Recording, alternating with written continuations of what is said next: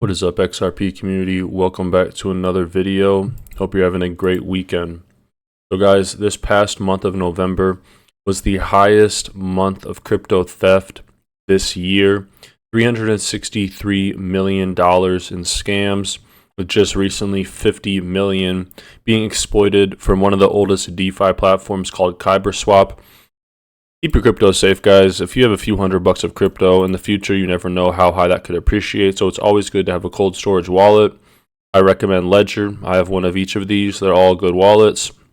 And if you want to support my channel, you can find a link to Ledger in the video description below if you don't have a cold storage wallet yet. But it's very imperative that you do. In Kraken is coming after the SEC. Sorry, the SEC is coming after Kraken. So the SEC recently gave Kraken a document saying there's a bunch of tokens they should not be listing. And look at this list of tokens and see where XRP falls into it.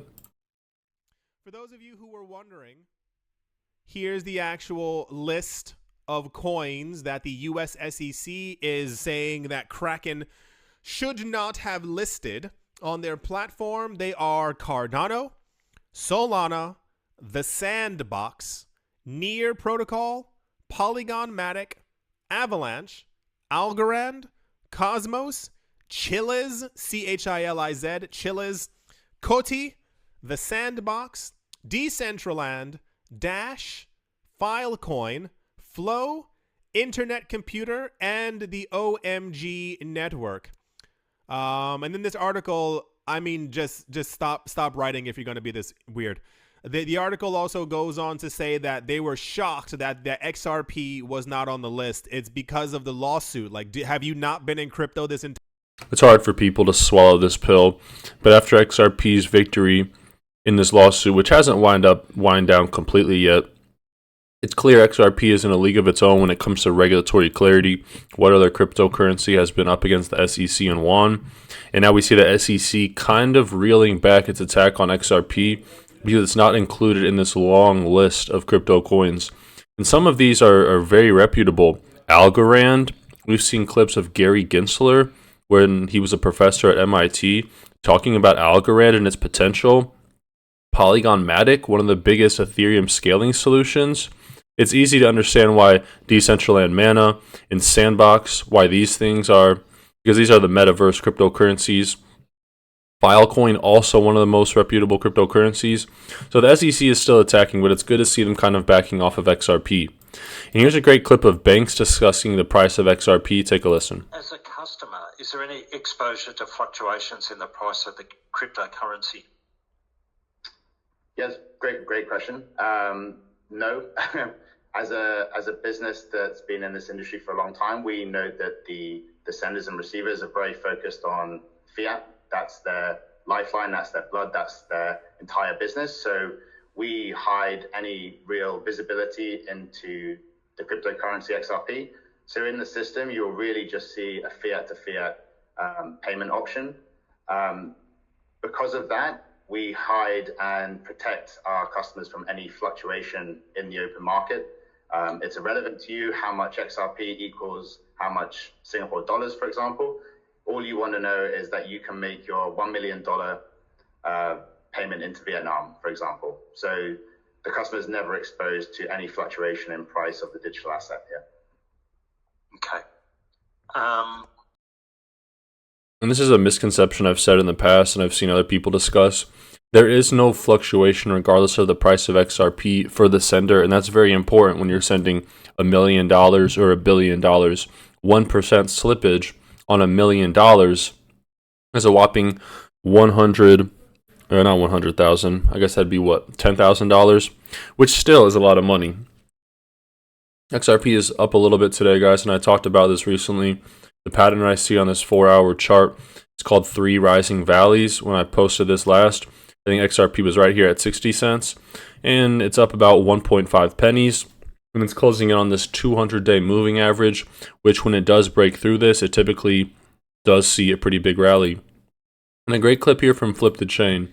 But really quick, if you guys want $41 for free, sign up with Webull, deposit 1 penny, and you're guaranteed $41 in minimum stock value. Sell your stocks, close your account, get some more XRP if you want, but definitely check out Webull in the video description below. So this is from Brad Garlinghouse, I think 1 or 2 years ago, and it still rings true today. It's his presentation to the International Monetary Fund and Swiss National Bank on XRP and the XRP ledger. Take a listen. Because it requires capital to get it there. Our view in the future is you don't have to have this pre-funding, and instead you can use a digital asset to have global liquidity on demand. Now, we build upon a tech stack, an open source technology called XRP. XRP originally was built by some engineers who had seen some of the flaws of Bitcoin and the challenges of scalability around Bitcoin, where Bitcoin today, per transaction basis, it's rather slow and rather expensive. XRP is very, very fast, about 1,000 times faster per transaction and 1,000 times cheaper per transaction. The other dynamic, of course, of correspondent banking is some of the more quote-unquote exotic currencies, exotic corridors have been left to kind of stand on their own. And the liquidity in digital assets could be applied to actually make that much more democratized and a level playing field. Ripple's vision from the beginning really has been to apply these technologies in the same way that TCP/IP and HTTP are the technologies underpinning the Internet of Information.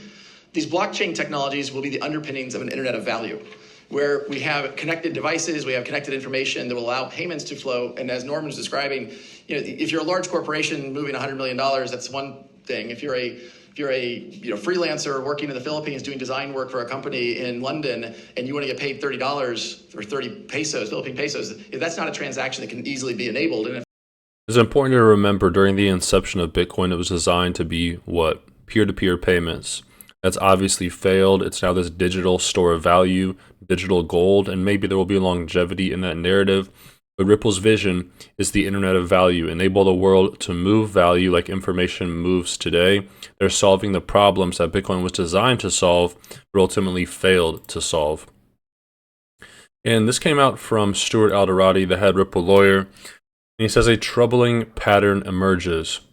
Court finds the SEC demonstrated hypocrisy by making inconsistent arguments to the court and not acting out of a faithful allegiance to the law.